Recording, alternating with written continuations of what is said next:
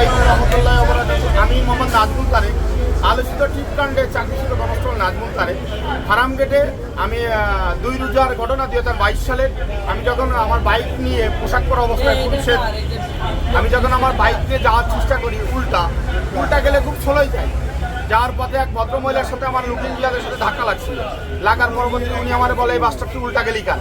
পরবর্তীতে ওনার সাথে আমার তর্ক না, উনি যখন চিল্লাপাল্লা করে তখন আমি আমার ব্যক্তি আত্মসম্মান বোধ এবং আমি যখন উল্টা যাচ্ছি পোশাক পরে আমি তার জন্য ঘটনাস্থল থেকে চলে যাওয়ার চেষ্টা করলে উনি আমার পোশাক পরা অবস্থায় আমার টেনে ফেলে দিয়েছিল। ঘটনাস্থলে পড়ে আমি আবার চলে গেছি। যাওয়ার 3 দিন পরে উনি পরিকল্পিত অনুযায়ী সুপরিকল্পনা অনুযায়ী আমি মুসলমান দাড়ি টুপি থাকার কারণে উনি আমার সাথে একটা সাম্প্রদায়িক একটা ট্যাগ ইস্যু করেছে যে আমি নাকি উনি যে টিপ পড়ছে না উনি কি হিন্দু কি মুসলমান আমি তো দেখি না, তাহলে আমি যে মুসলমান এটা দৃশ্যমান এবং আমাকে সাম্প্রদায়িক একটা ইস্যু তৈরি করেছে।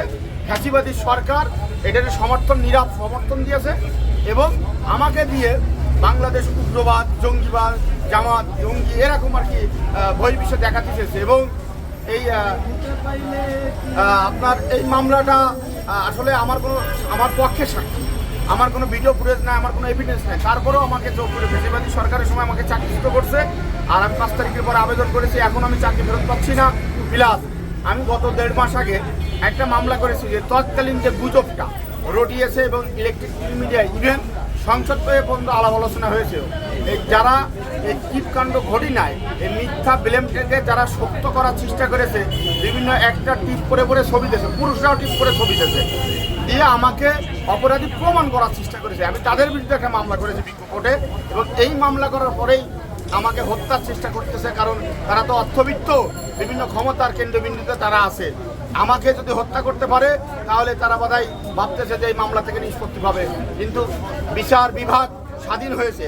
এই 5 তারিখে ছাত্র বৈষম্য ফসলের আন্দোলনের ফসলেই আমি আমার বিজ্ঞ আদালতে মামলাটা রুজু করতে পেরেছি এবং আমি ন্যায় বিচার পাই এবং আপনাদের মাধ্যমে আমি ডাক্তার ইউনূস স্যারের দৃষ্টি আকর্ষণ করবো। স্যার, আমি সরাসরি আপনার সাথে দেখা করতে চাই, দেখা করে কথা বলতে চাই এবং এই একটাদের বিরুদ্ধে মামলা করার পরেই আমাকে হত্যা চেষ্টা এবং আমার সাক্ষী ওই তারকাদের বিরুদ্ধে মামলার সাক্ষী হলো আব্দুর রহমান।